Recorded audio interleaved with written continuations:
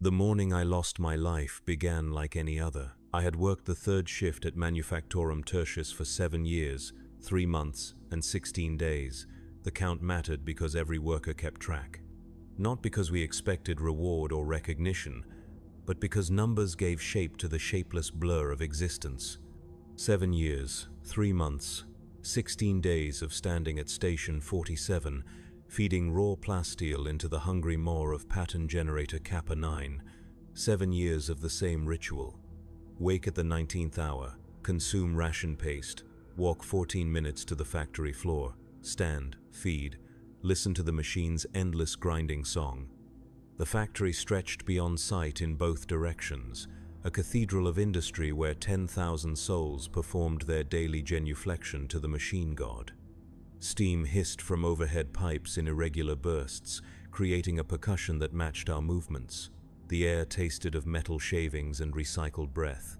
My hands had long since grown calloused from handling the rough plasteel sheets, and my back had learned to accommodate the slight hunch required to work comfortably at my station height.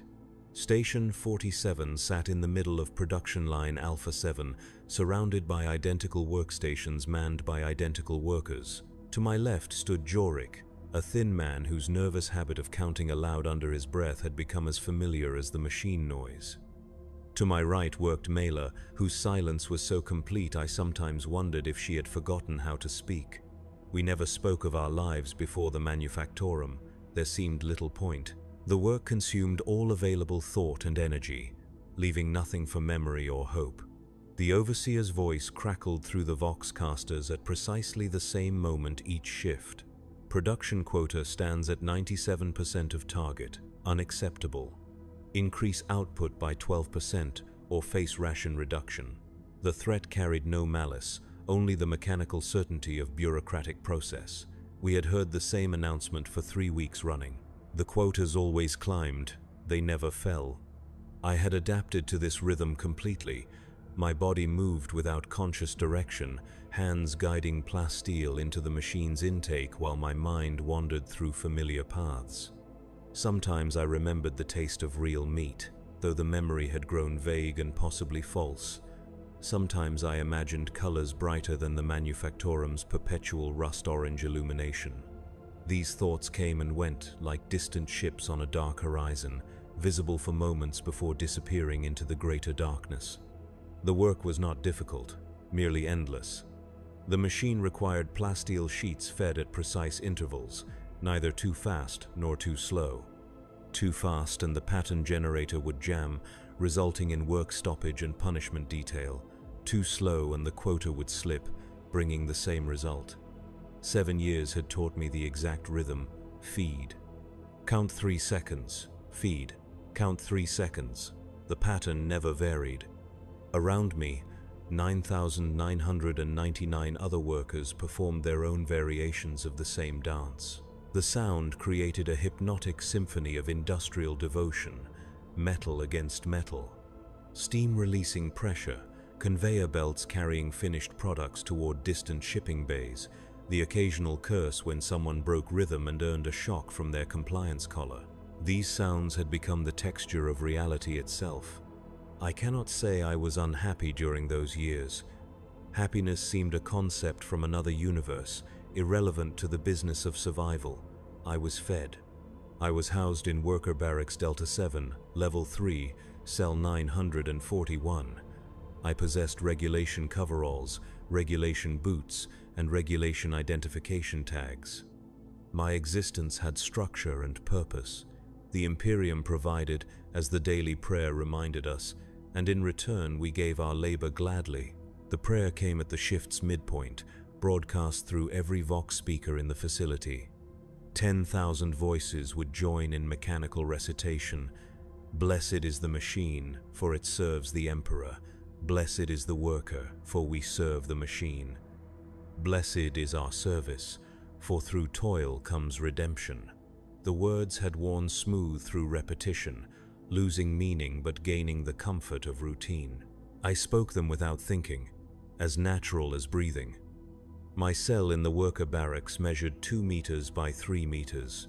It contained a sleeping cot, a small storage compartment, and a waste receptacle. The walls were unpainted rockcrete, stained by decades of human habitation. A single lumen strip provided illumination when needed. I shared the cell with no one, a privilege earned through years of perfect compliance and production record. Most workers were housed in groups of 3 or 4. Solitude was a luxury in the underhive. The food was adequate. Ration paste provided necessary calories and nutrients, flavored weekly with different chemical additives. Monday brought artificial fruit essence. Tuesday was synthetic meat flavor. Wednesday through Sunday cycled through variations too subtle to distinguish.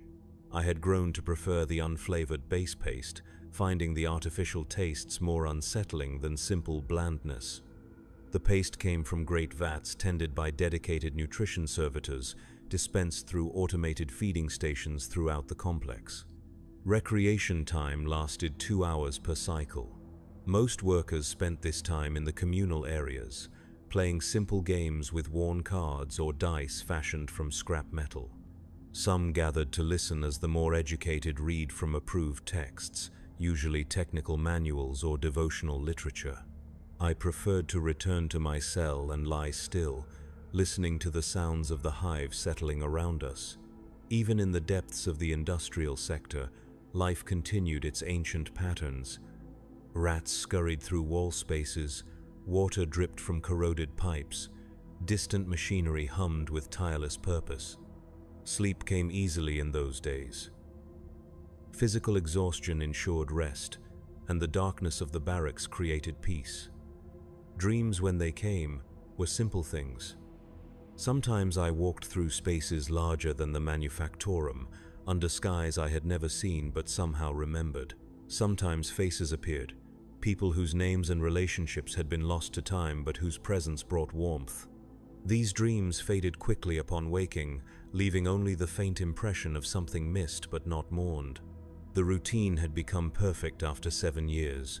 I knew exactly how many steps lay between my cell and the factory floor. I knew which corridor maintenance servitors followed predictable schedules that could be avoided. I knew the optimal timing for visiting the washing facilities to avoid crowds. Every aspect of existence had been reduced to efficient patterns that minimized friction and maximized the energy available for work. Change seemed impossible in such a place. The Manufactorum had existed for centuries before my arrival and would continue for centuries after my departure, whenever that might come. Workers who grew too old or infirm were quietly transferred to other duties, though no one spoke of where they went or what became of them. New workers arrived regularly to fill empty stations, usually young people from the upper levels who had somehow failed to secure better positions. They learned the rhythm quickly or they disappeared. I had no reason to expect that anything would ever change.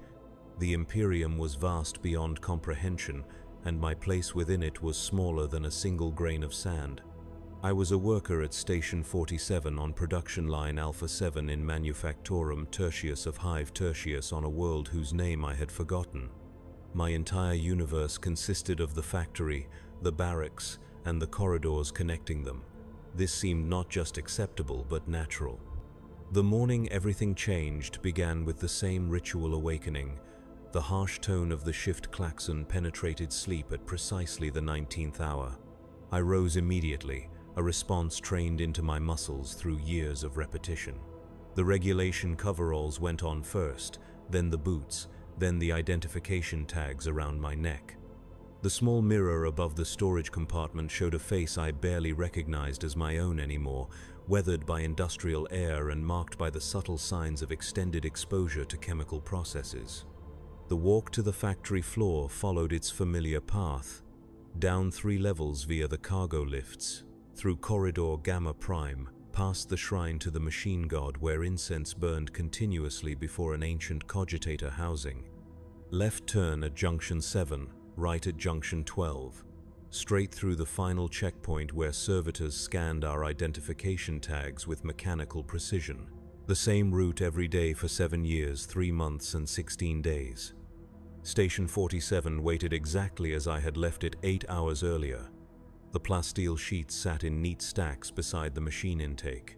The pattern generator hummed with quiet readiness.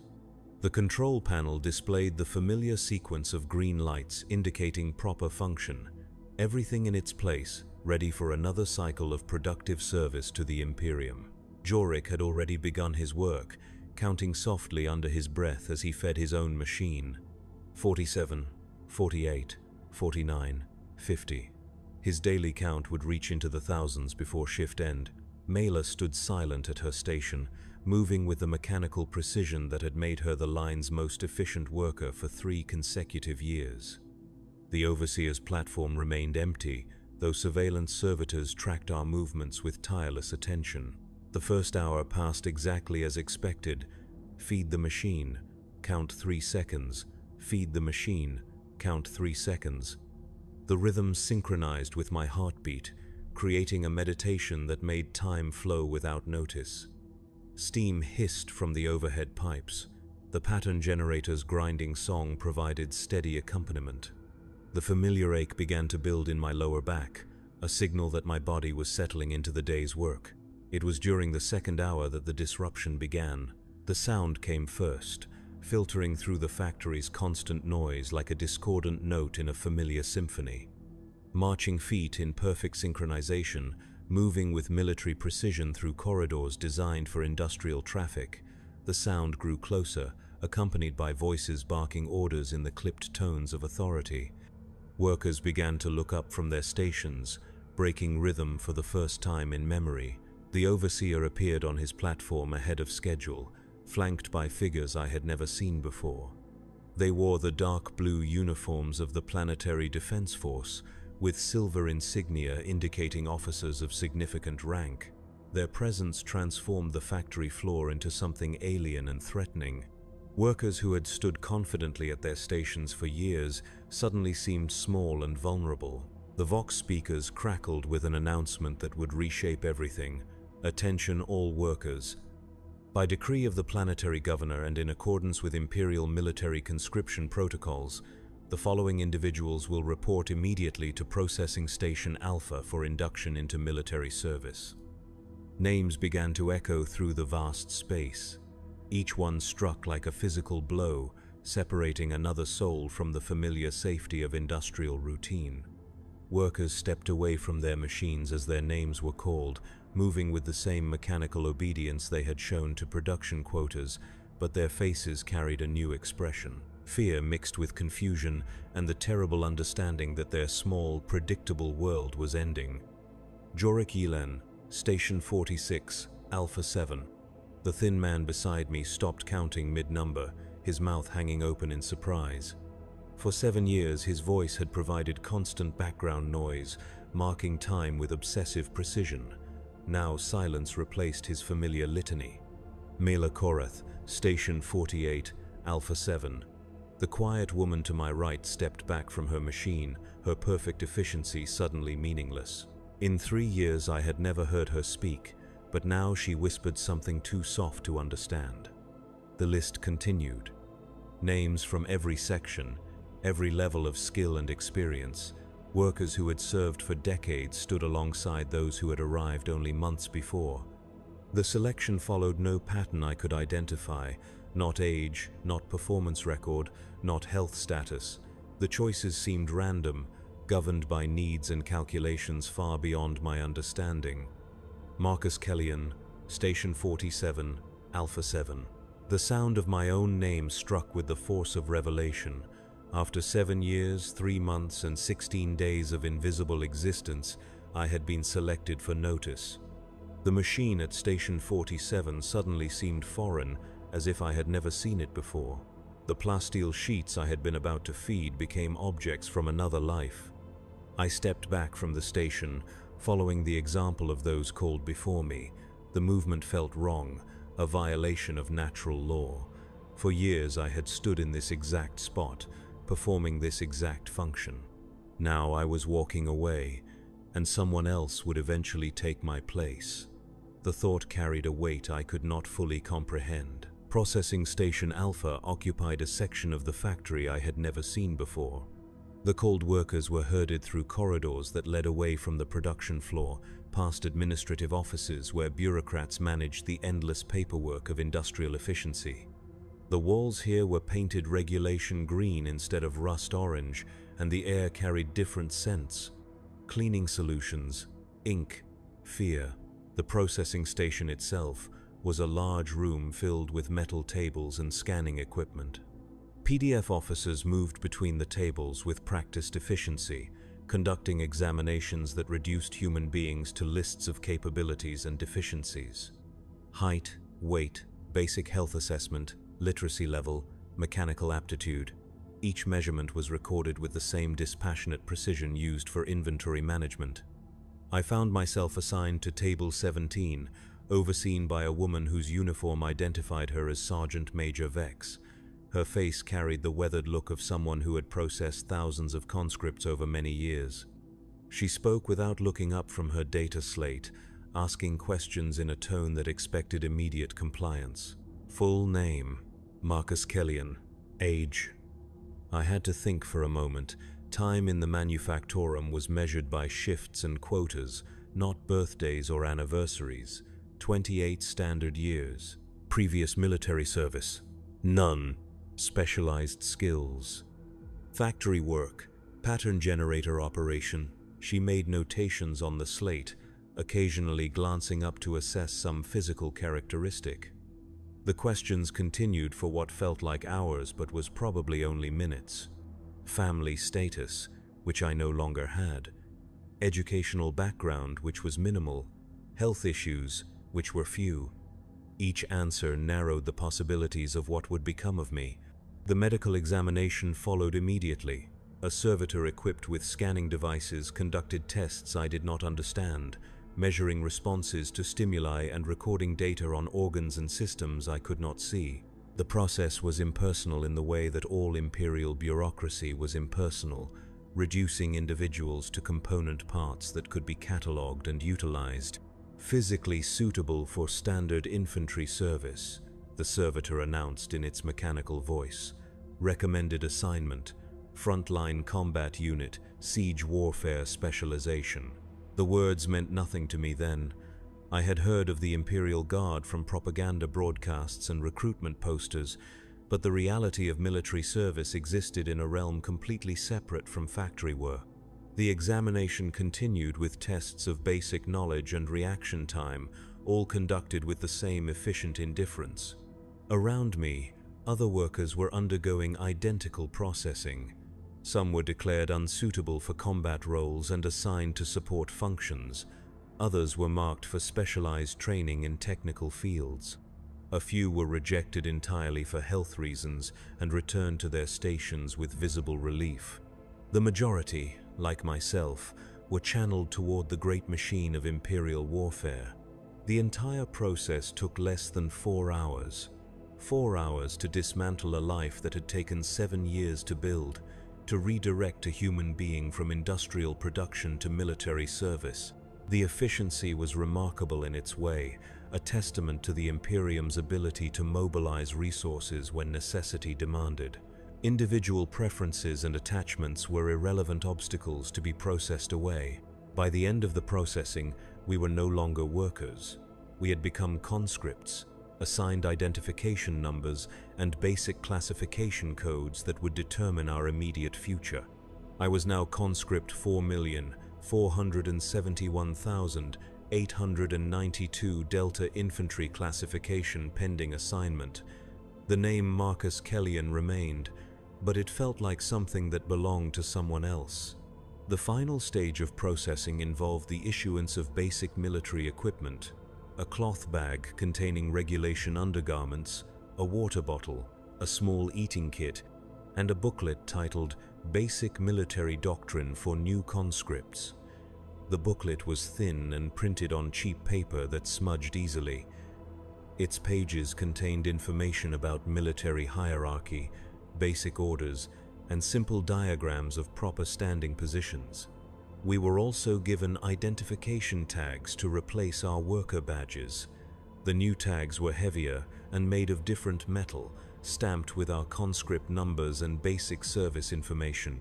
They felt foreign hanging around my neck, a constant reminder that my old identity had been officially terminated. The officer in charge of final processing was a captain whose name I never learned. He addressed our group with the practiced efficiency of someone who had given the same speech countless times before. "You are now property of the Imperial Guard," he announced. "Your previous lives are ended. Your service begins immediately. You will be transported to Training Facility Gamma for basic combat preparation, after which you will be assigned to active units based on military necessity. Questions will not be answered. Compliance is expected and will be enforced." The speech lasted less than 2 minutes. 2 minutes to explain that everything familiar had been stripped away and replaced with obligations I did not understand.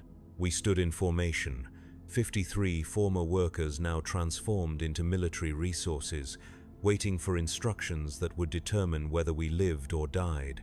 The transport arrived within an hour.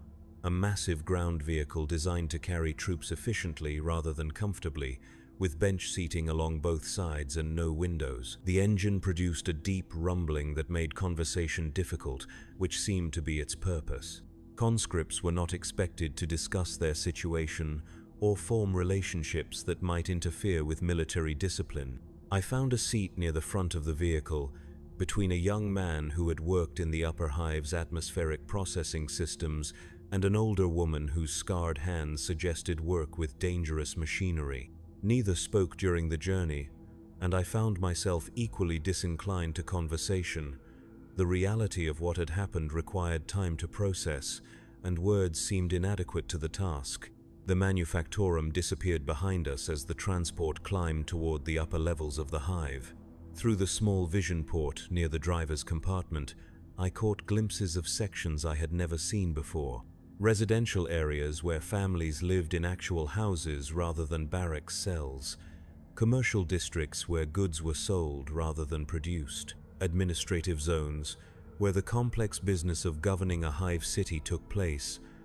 The sight of these places created an unexpected emotion, not longing exactly because I had never desired to live differently. Something more like recognition, the understanding that other ways of existence were possible and that I had never been offered the chance to explore them. For 7 years I had accepted that factory work represented the natural order of my life. Now, seeing alternatives, that acceptance felt like a kind of blindness. The journey to Training Facility Gamma took 6 hours. The transport followed highways that climbed steadily through the hive's levels, past industrial zones and residential sectors, through checkpoint after checkpoint where our documentation was verified by bored guards. The higher we climbed, the better the air became, though it never lost the recycled taste that marked all hive atmosphere.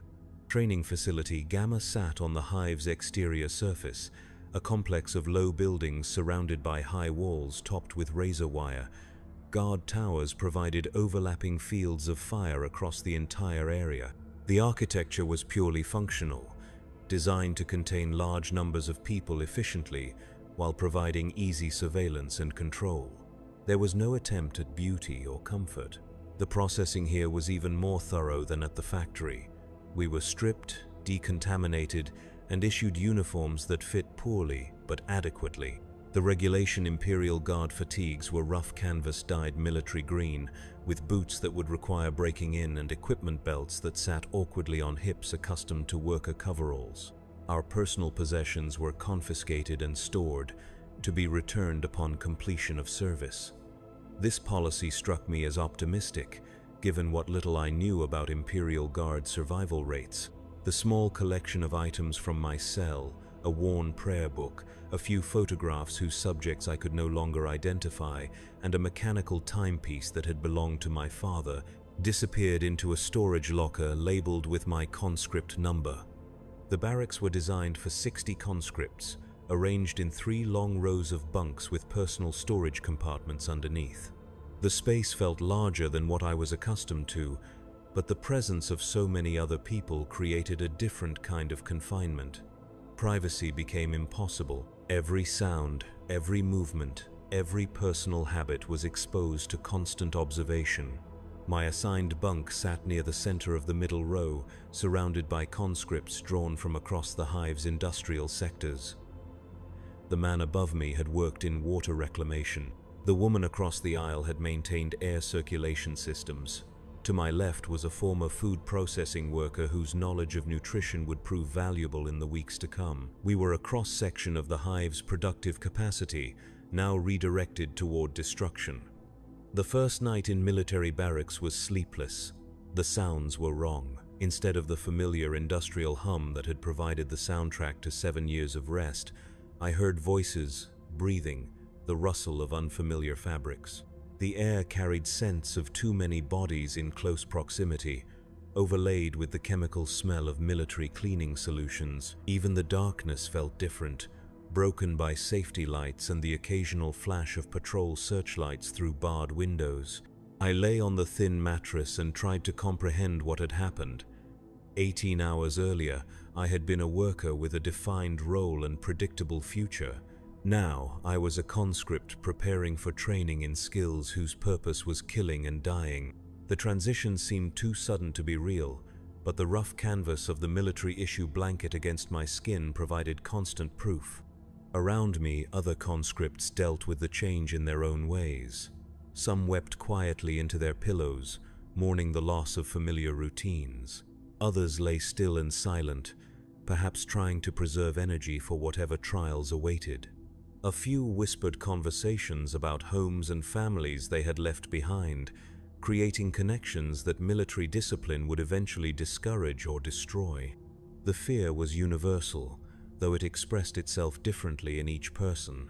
Fear of the unknown training that would begin tomorrow, fear of the combat assignments that would follow, fear of death in service to an Imperium that had noticed our existence only to demand our sacrifice. The fear was rational and appropriate, but it offered no comfort or guidance. Sleep came eventually, born of exhaustion rather than peace. Dreams, when they arrived, were chaotic mixtures of factory routine and military imagery drawn from propaganda posters. I stood at Station 47 feeding ammunition into weapons I had never seen. I marched through corridors that led to battlefields instead of production lines. I wore uniforms that shifted between worker coveralls and soldier fatigues without logic or warning. Morning arrived with the harsh sound of wake-up klaxons, similar to factory shift changes but somehow more aggressive. The conscripts stirred to life with varying degrees of alertness, some rising immediately while others required repeated prompting from early risers who had already internalized the expectation of rapid response. The barracks filled with the sounds of 59 people attempting to dress, wash, and prepare for the day simultaneously. The washing facilities were communal and basic: cold water, harsh soap, and minimal privacy. The mirrors were polished metal rather than glass, providing distorted reflections that made everyone look unfamiliar. I found myself studying the face that looked back, trying to recognize the factory worker I had been in the conscript I was becoming. Breakfast was served in a large dining hall adjacent to the barracks complex. The food was similar to factory rations but presented differently, served on metal trays by kitchen staff who moved with military efficiency. Protein paste, carbohydrate wafers, vitamin supplements, and a bitter drink that might have been stimulant tea. The taste was familiar, but the context made everything seem foreign. We ate in silence, following the example of conscripts who had arrived earlier and learned the unspoken rules. Conversation during meals was discouraged by the presence of training sergeants who watched for signs of insubordination or excessive familiarity between conscripts. The message was clear: we were individuals being processed into components of a military machine, and personal relationships would only interfere with that transformation. The training staff arrived as we finished eating. 3 sergeants and a lieutenant, all bearing the weathered appearance of career military personnel who had survived long enough to earn training assignments. Their uniforms were perfectly maintained, their equipment showed signs of extensive use, and their bearing suggested competence earned through experience rather than classroom instruction. Lieutenant Herrick addressed our group with the same dispassionate efficiency that had marked every stage of military processing. You are now beginning basic combat training. This training will last 6 weeks and will prepare you for assignment to active guard units. You will learn to follow orders without question. You will learn to use weapons effectively. You will learn to survive in combat environments. Many of you will not complete this training successfully. Those who fail will be reassigned to support roles or return to civilian status with appropriate notation in your permanent records. The speech continued with details about daily schedules, behavioral expectations, and the consequences of various infractions. The information was practical and clearly presented, but it carried an underlying message about the reality of our situation. We were raw material being shaped into useful tools, and tools that failed to meet specifications would be discarded or repurposed. Training began immediately after the orientation. We were marched to an equipment shed where we received the tools of infantry warfare, lasrifles, simple but effective energy weapons that had armed guard units for millennia, power packs, cleaning kits, basic maintenance tools, and instruction manuals written in the simplified language used for training conscripts with limited education. The lasrifle felt strange in my hands, heavier than any tool I had used in factory work, but balanced differently, with weight distributed to facilitate quick aiming and firing. The weapon was well used but properly maintained, showing signs of service in previous hands while remaining fully functional. A small metal plate near the stock bore inscription marks, scratched letters that might have been names or unit identifications. Sergeant Vex, the same woman who had processed me at the factory, handled basic weapons instruction. She demonstrated proper handling, loading procedures, safety protocols, and basic maintenance with the kind of competence that suggested years of experience. Her explanations were clear and practical, focused on keeping the weapon functional rather than understanding its technical principles. This lasrifle will keep you alive if you maintain it properly and use it correctly, she explained, field stripping the weapon with practiced efficiency. It will kill you if you treat it carelessly or ignore proper procedures. The choice is entirely yours, and you will live or die with the consequences. The first day of weapons training was devoted entirely to handling and maintenance. We learned to disassemble the las rifle completely, clean each component, identify signs of wear or damage, and reassemble everything in proper working order. The process required attention to detail and manual dexterity, skills that translated well from factory work. I found the training surprisingly familiar. Like operating the pattern generator, maintaining a las rifle required following specific procedures in the correct sequence. Feed. Count 3 seconds. Feed. Count 3 seconds. Disassemble. Clean. Inspect. Reassemble. The rhythm was different, but the underlying principle of disciplined repetition remained the same. Other aspects of training proved more challenging.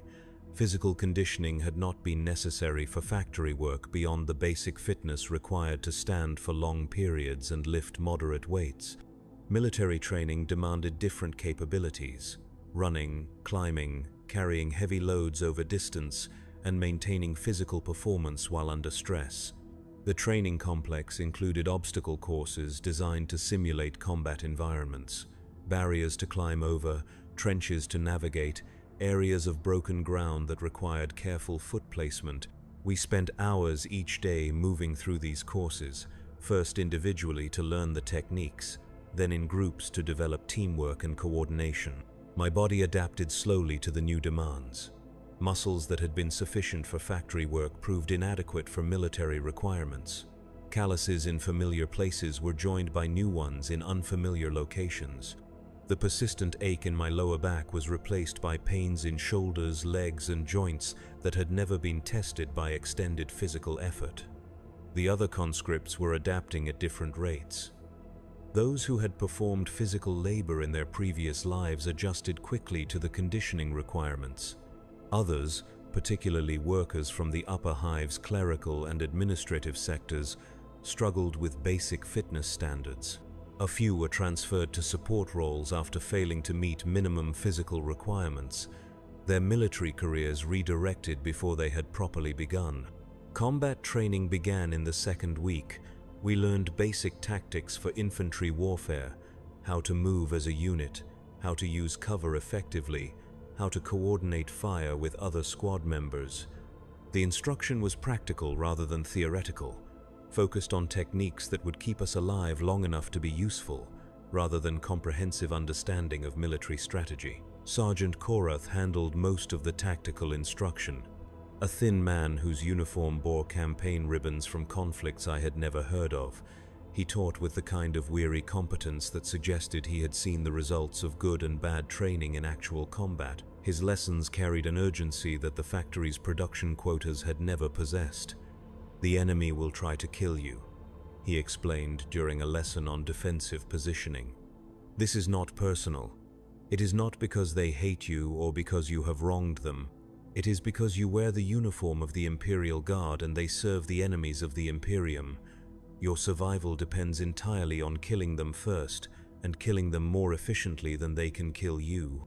The training weapons fired low-powered laser bursts that stung but did not cause permanent injury. We practiced shooting at static targets first, learning proper stance, breathing techniques, and trigger control. The las rifle's simple design made marksmanship relatively straightforward, but consistency required practice and concentration. I discovered that I had some aptitude for shooting. 7 years of precise manual work had developed steady hands and the ability to focus attention on small details. The rhythm of aimed fire resembled the rhythm of factory work in some ways, requiring consistent repetition of practiced movements while maintaining quality standards. Target practice progressed from static shooting to more complex scenarios.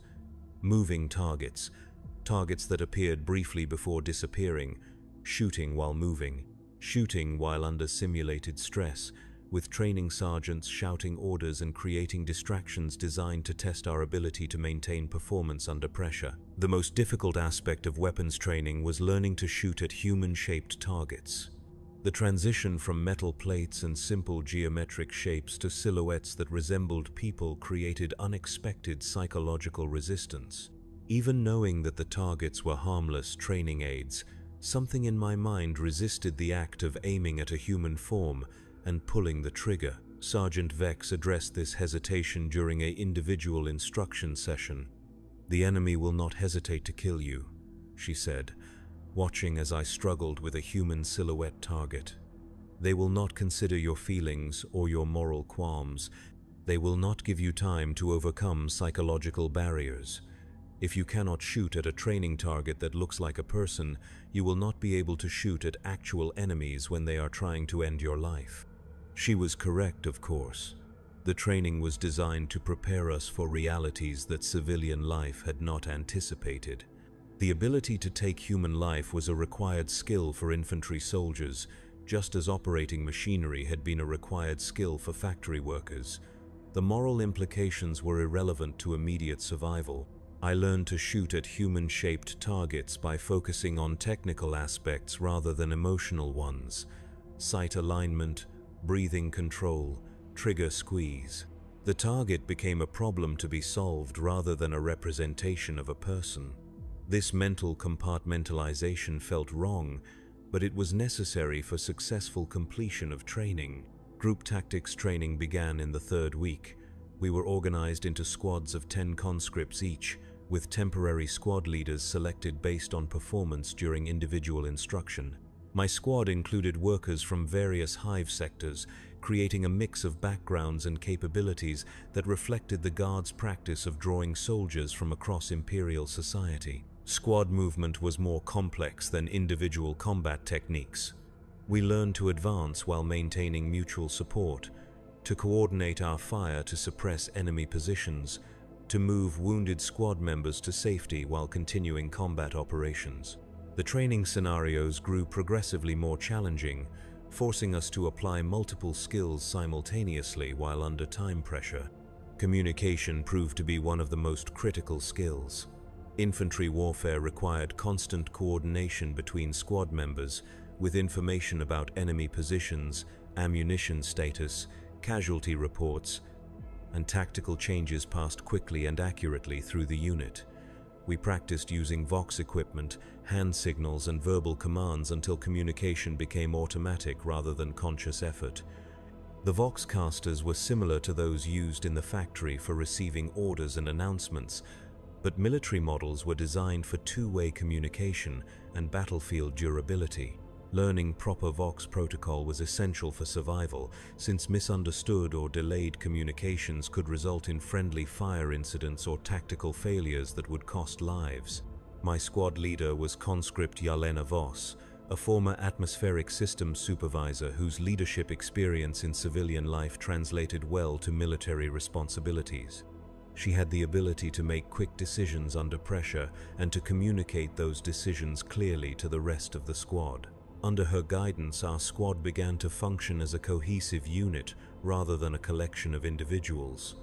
The fourth week introduced us to heavier weapons and specialized equipment. Some conscripts showed aptitude for crew-served weapons like heavy bolters or mortars, while others were selected for training with demolitions or communications gear. These specializations would determine final assignments and influence our chances of survival in different types of combat. I was assigned to remain with standard infantry equipment, carrying a las rifle and basic combat gear. This was the most common assignment, reflecting both my test scores and the Guard's constant need for reliable riflemen who could perform standard infantry missions. Specialized roles were important, but the backbone of Imperial military power remained the individual soldier with basic weapons and the training to use them effectively. Equipment maintenance became a major focus during this period. We learned to repair damaged weapons under field conditions, to improvise solutions when proper replacement parts were unavailable, and to maintain functionality even when equipment was subjected to environmental stresses that exceeded design specifications. The training became more realistic as we progressed. Live fire exercises with actual ammunition replaced the training lasers. Combat scenarios included simulated casualties, forcing us to continue missions while dealing with wounded squad members. Sleep deprivation and limited rations created stress that approximated combat conditions. During one particularly challenging exercise, we were required to assault a fortified position while carrying full equipment loads and operating on minimal sleep. The scenario included obstacles that required teamwork to overcome, enemy positions that had to be eliminated through coordinated fire, and casualties that required immediate medical attention while maintaining combat effectiveness. I found myself moving with practiced efficiency, following procedures that had become automatic through repetition. The las rifle felt natural in my hands now, an extension of my body rather than an unfamiliar tool. My squad moved with collective purpose, each member understanding their role and responsibilities without requiring detailed instructions. The exercise was successful, but the cost was evident in our physical and mental exhaustion. Several conscripts required medical attention for injuries sustained during the assault. Others showed signs of stress reactions that would require monitoring during future training.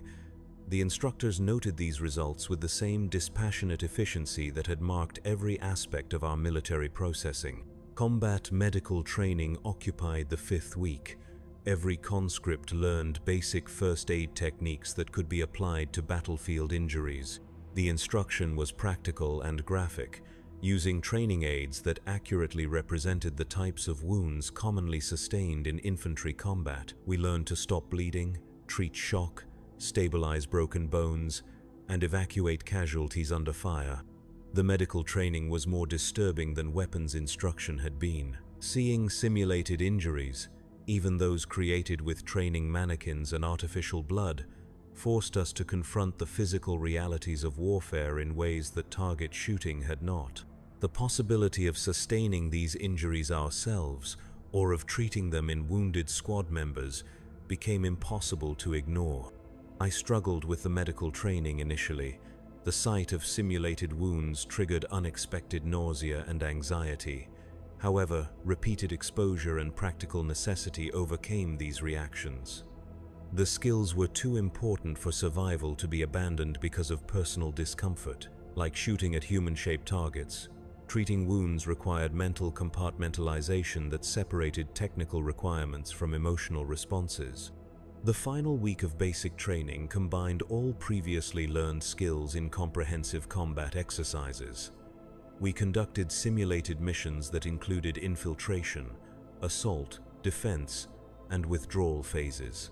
The scenarios were designed to test our ability to function as soldiers rather than conscripts, to react to unexpected situations with trained responses rather than panic. During these exercises, something fundamental had changed in how we moved and thought. The hesitation that had marked our early training was gone, replaced by automatic responses that bypassed conscious decision-making. When targets appeared, we fired. When orders were given, we obeyed. When casualties occurred, we continued the mission.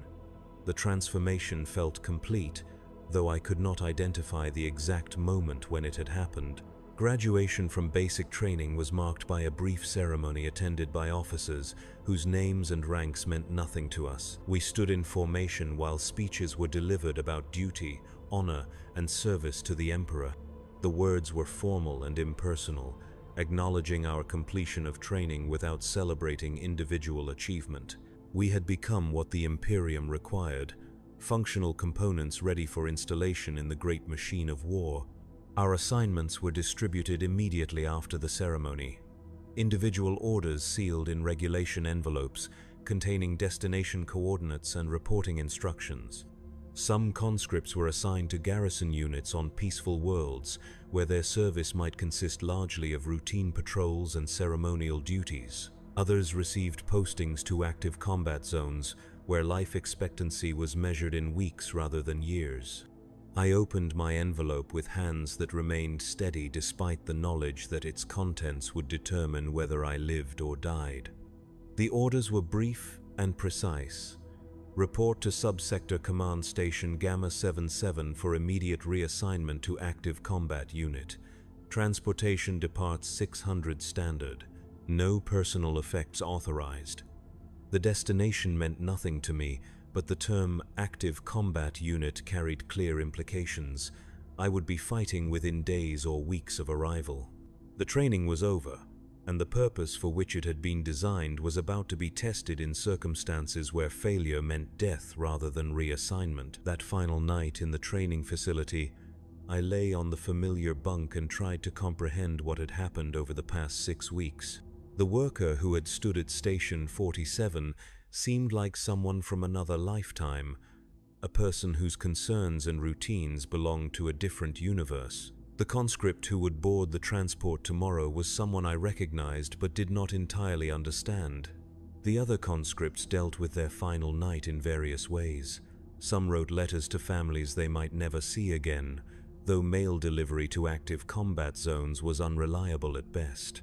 Others gathered in small groups to share stories from their previous lives, creating connections that would soon be severed by different assignments. A few lay silent and still, perhaps trying to preserve whatever peace they could find before facing whatever awaited them. Sleep came fitfully, interrupted by dreams that mixed factory imagery with battlefield scenes drawn from training exercises. I stood at Station 47 feeding ammunition into weapons that fired themselves. I marched through corridors that led to trenches filled with bodies. I wore uniforms that shifted between worker coveralls and burial shrouds without warning or explanation. The transport arrived precisely at 600, a massive vehicle designed to carry troops across interplanetary distances in cramped but functional conditions. The interior was configured for maximum efficiency rather than comfort, with acceleration couches arranged in rows and minimal storage space for personal equipment. Most of our gear had been issued at the training facility and would travel separately to our destinations. I found myself assigned to Couch 17, Row C, surrounded by conscripts whose destinations and fates I would never know. The woman beside me was reporting to a penal legion, her orders marked with notation codes that suggested previous infractions.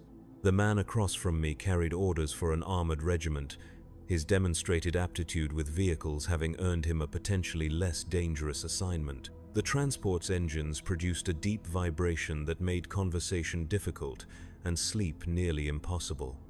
We traveled in relative silence, each absorbed in private thoughts about what awaited us at our destinations. The journey would take several days, providing time to contemplate the transition from civilian life to military service to active combat. Through small viewports, I watched familiar stars disappear behind us as we traveled toward regions of space I had never imagined visiting. The transport followed trade routes that connected Imperial worlds, stopping at way stations where supplies were loaded and passengers transferred to different vessels. Each stop took us further from anything familiar and closer to the vast conflicts that defined existence in the 41st millennium. At the third way station, my orders were updated with new information.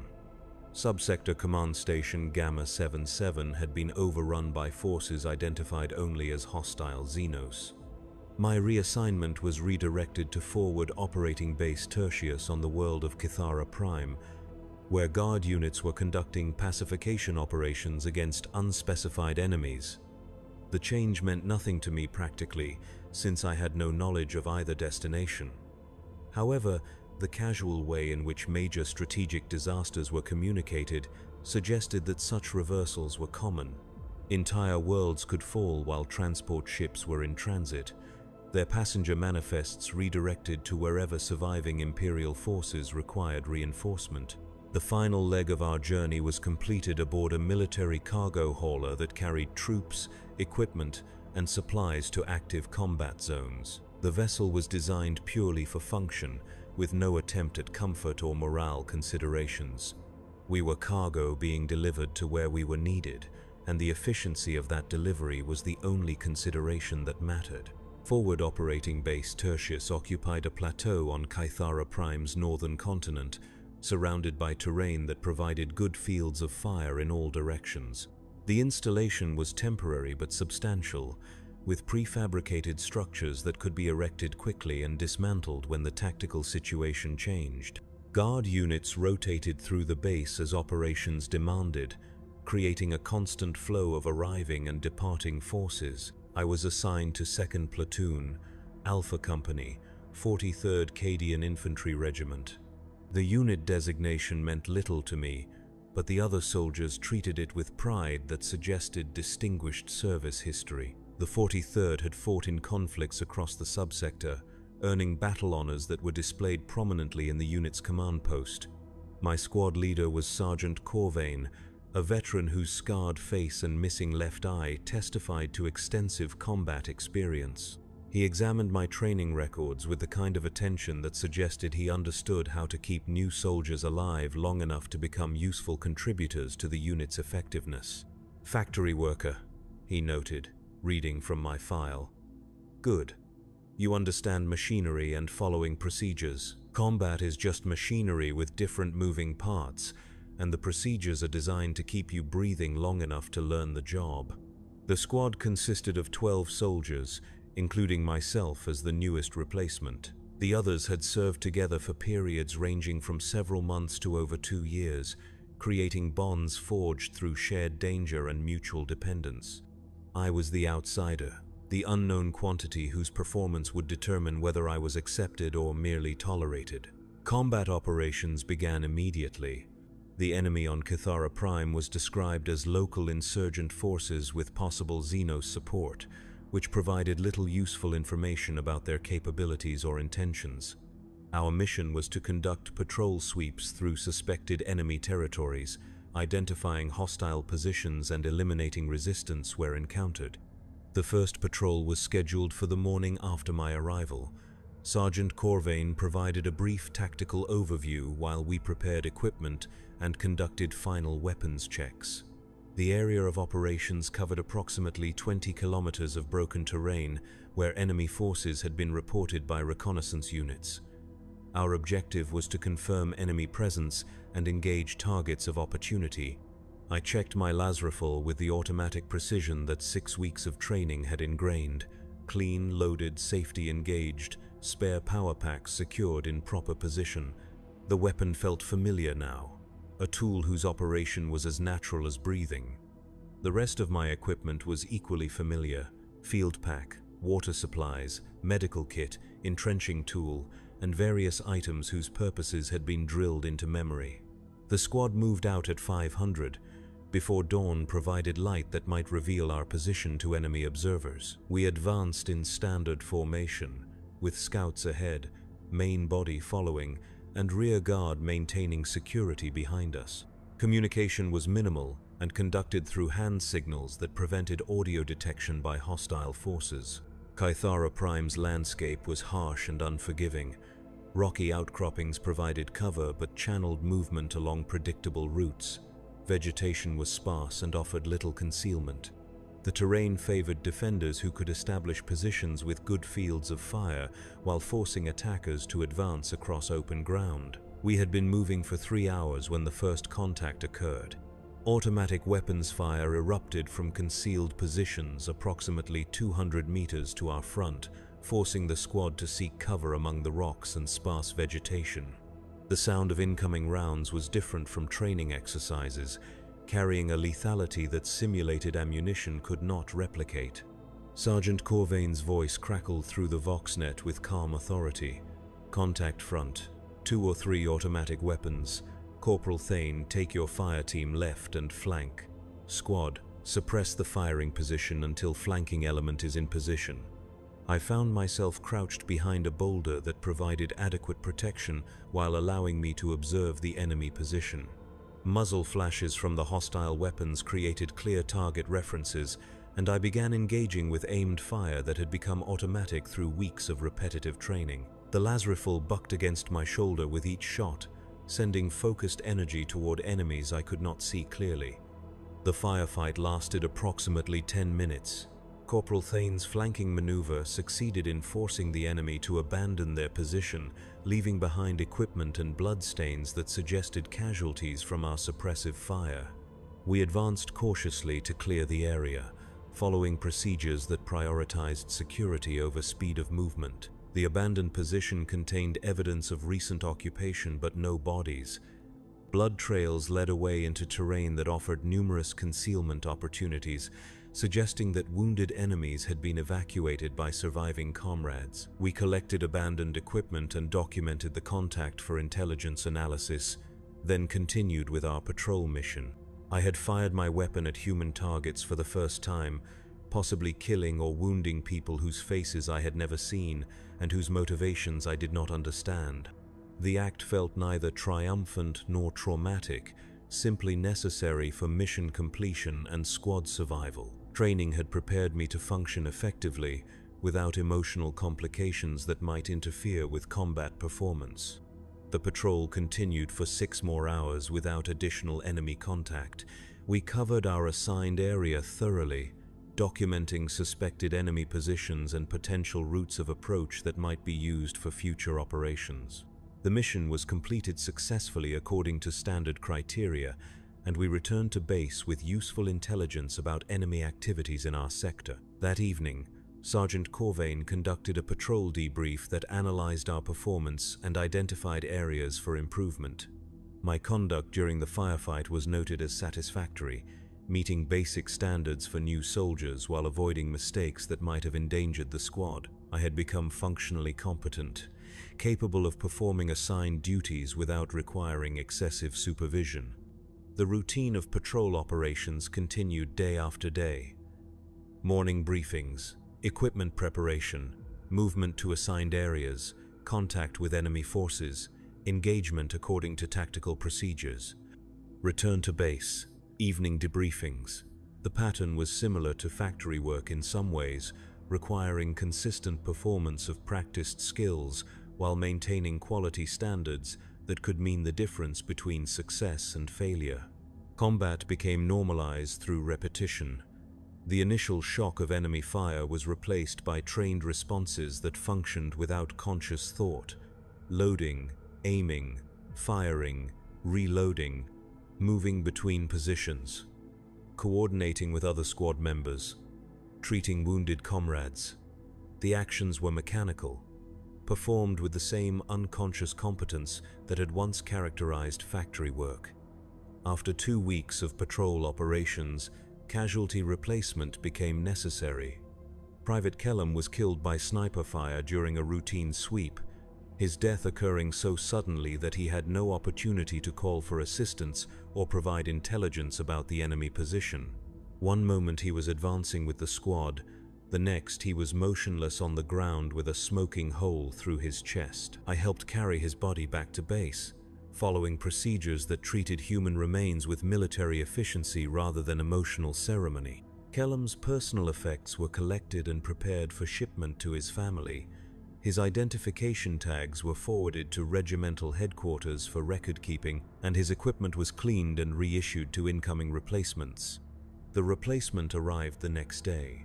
A young woman from the industrial sectors of a hive world whose name I never learned, carrying orders that assigned her to our squad as a standard rifleman. She looked exactly as I had looked 3 weeks earlier, uncertain, undertrained, and acutely aware that her survival depended on learning quickly from soldiers who had no time for extended instruction. Sergeant Corvain assigned her to the same position that Kellam had occupied, operating the squad's Vox equipment in addition to her rifleman duties. I watched her struggle with equipment that was still unfamiliar and procedures that she had practiced but never applied under combat conditions. Her movements were hesitant where they needed to be automatic, her responses delayed where they needed to be immediate. During her first patrol, she nearly compromised our position by inadvertently activating the Vox transmitter at the wrong frequency, creating electronic noise that might have been detected by enemy monitoring equipment. The mistake was corrected quickly, but it served as a reminder that new soldiers were vulnerabilities until they gained experience that could only be acquired through survival. She was killed during her second week with the squad. An improvised explosive device detonated during a routine movement, sending shrapnel through her torso that caused massive internal trauma. She lived long enough for me to apply field medical training, but the wounds were beyond treatment with available resources. She died asking for her mother, whose face she would never see again. Another replacement arrived the following day. The cycle continued with mechanical precision that reduced individual deaths to administrative inconveniences. Soldiers died. New soldiers arrived. Operations continued without interruption. The war consumed human beings at a steady rate, requiring constant replenishment from training facilities that processed civilians into military resources. I began to understand that survival was largely random. Skill and training provided some advantage, but ultimately death came to careful soldiers and careless ones, experienced veterans and new replacements, heroes and cowards alike. The enemy's weapons did not discriminate based on courage or competence. They killed whoever was in the wrong place when the trigger was pulled. This understanding changed how I approached combat operations. I continued to follow procedures and maintain equipment standards, but I stopped believing that perfect performance would guarantee survival. The best I could do was function effectively as part of the squad, while accepting that each patrol might be my last. The war on Kithara Prime continued without resolution or clear progress. Territory changed hands regularly, with Imperial forces advancing during some operations and withdrawing during others. Victory and defeat became meaningless concepts, replaced by the simple requirement to continue fighting until ordered otherwise, or until death made continuation impossible. Supply shipments arrived irregularly, bringing ammunition, rations, and replacement personnel to maintain unit effectiveness.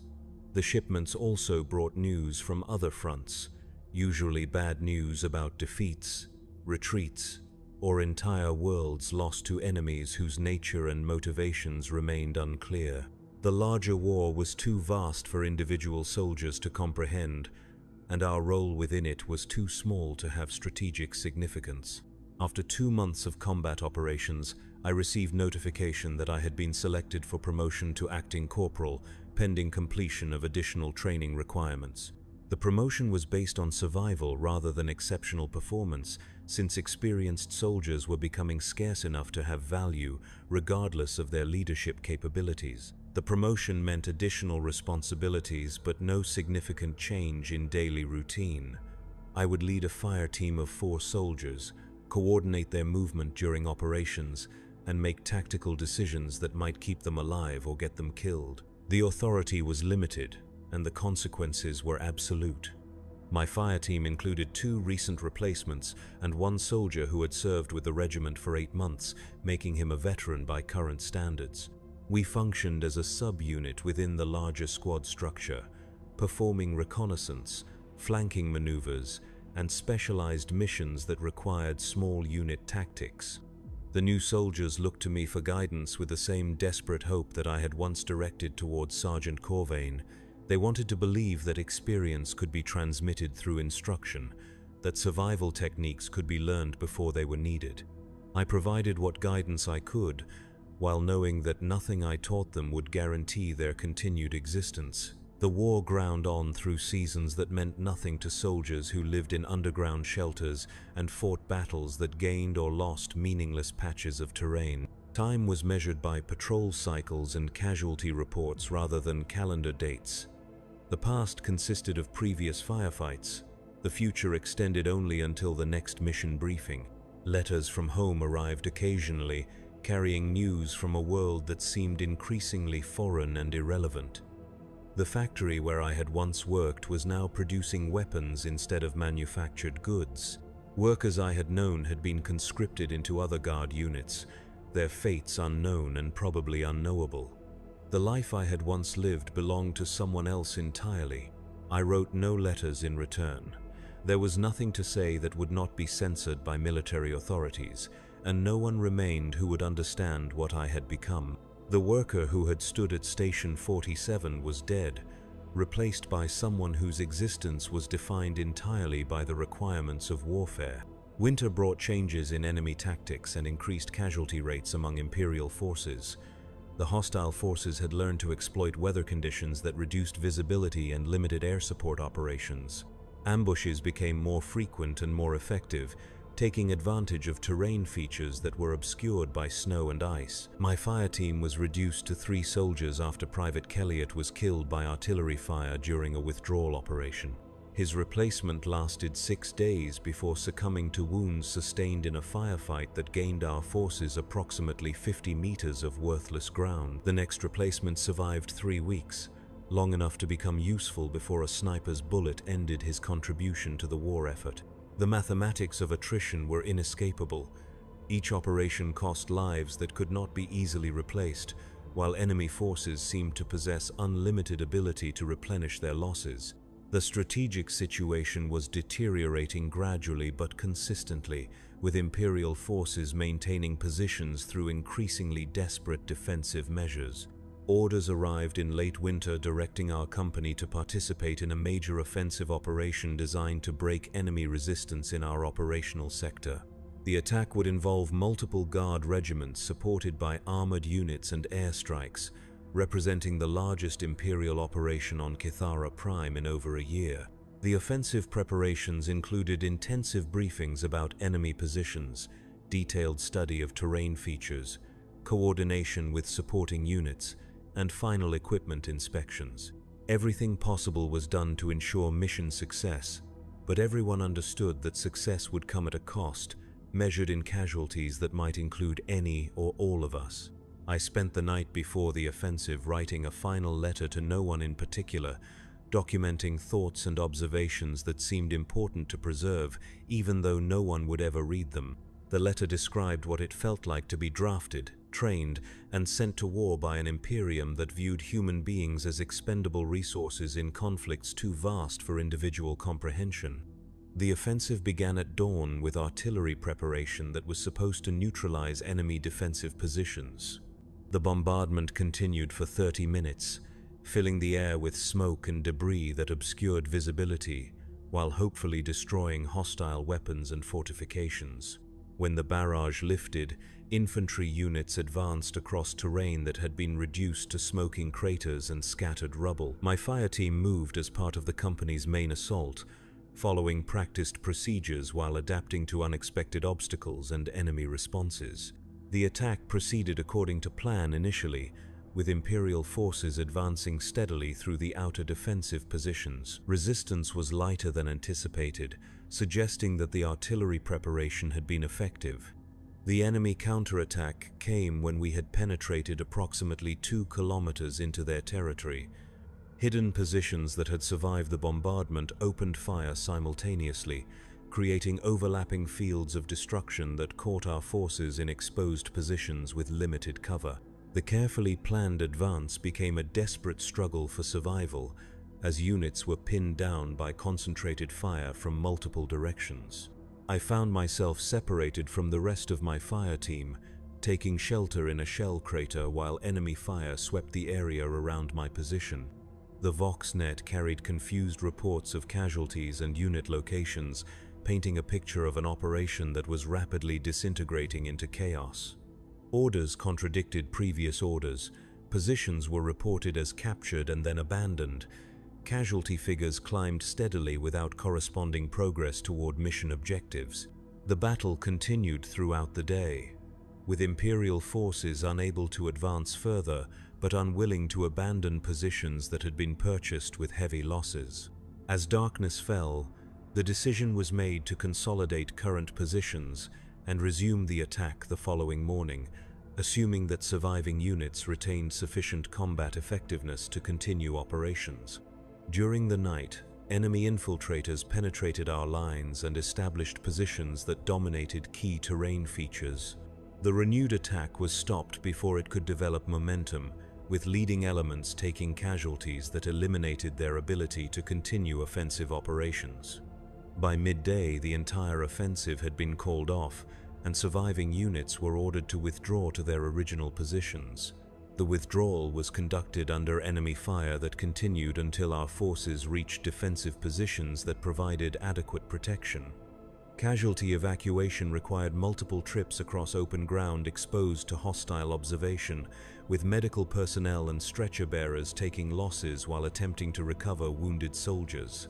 When the final casualty reports were compiled, the offensive had cost our regiment 37% of its effective strength in exchange for no permanent territorial gains. The enemy positions we had attacked remained in hostile hands, and their defensive capabilities had been enhanced by captured Imperial equipment and intelligence about our tactical procedures. My fire team no longer existed as a functional unit. All 3 soldiers had been killed or wounded during the failed attack, leaving me as the sole survivor of a group that had once shown promise of becoming an effective combat element. I was reassigned to another fire team that had sustained similar losses, creating a composite unit from the remnants of multiple decimated squads. The war continued with reduced intensity, while both sides recovered from losses sustained during the offensive. Patrol operations resumed on a limited basis, but major attacks were postponed until reinforcements could be brought in to replace casualties that had exceeded sustainable levels. The front stabilized along lines that represented no strategic advantage to either side. Mail delivery resumed sporadically, bringing news from home that seemed increasingly irrelevant to soldiers whose entire existence was circumscribed by immediate survival requirements. The factory where I had once worked had been converted to military production, its workers now manufacturing ammunition for weapons like the one I carried. The irony was noted, but not dwelt upon. I began to realize that the war would continue indefinitely, consuming soldiers at a rate that required constant replacement while achieving no resolution that would justify the expenditure of human resources. We were components in a machine whose purpose was its own operation rather than any external objective. The understanding brought neither despair nor acceptance, only a kind of hollow recognition that this was the reality of existence in the 41st millennium. The Imperium required warfare to maintain its cohesion, and warfare required soldiers to maintain its intensity. Individual lives were fuel for a fire that had burned for 10,000 years and would continue burning long after everyone currently alive had been consumed.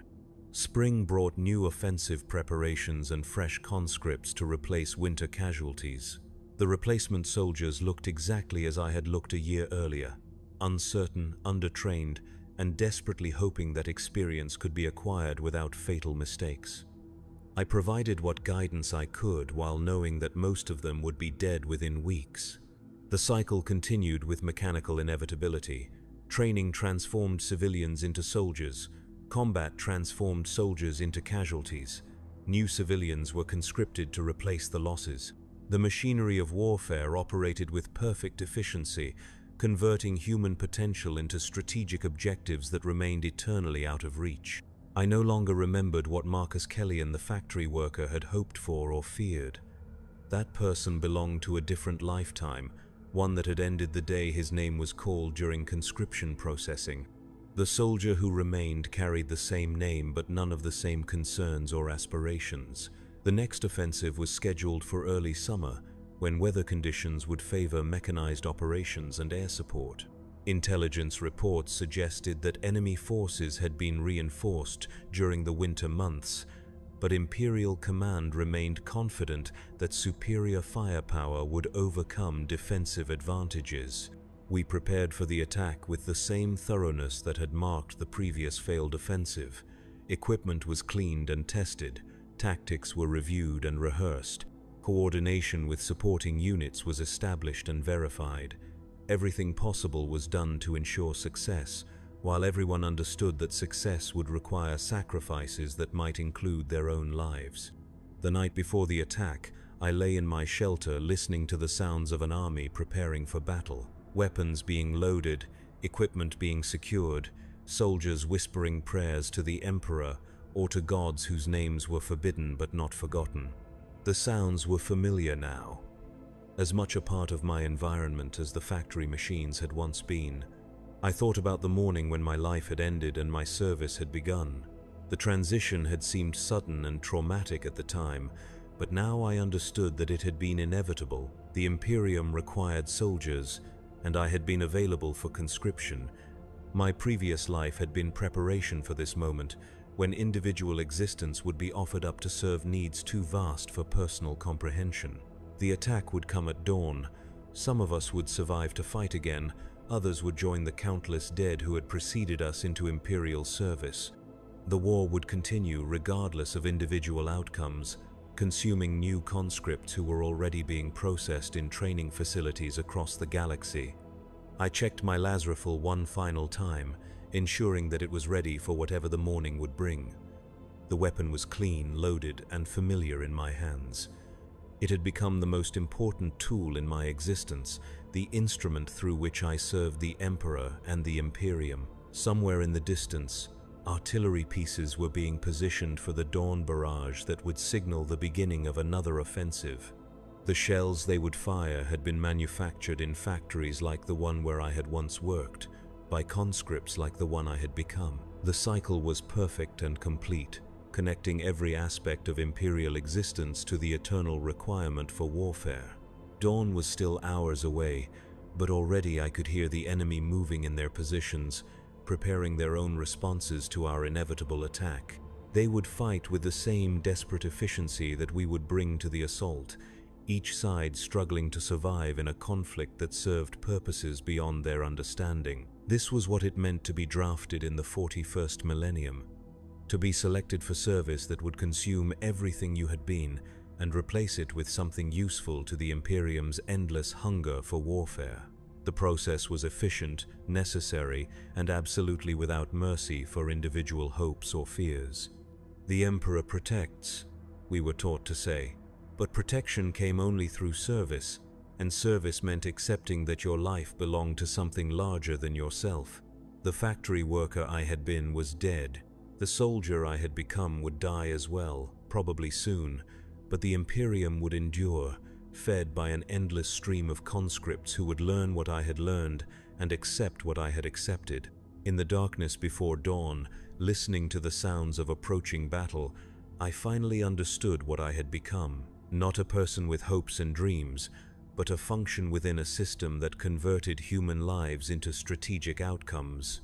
The understanding brought no peace, only the recognition that peace was a luxury the 41st millennium could not afford. The war would continue. It always did.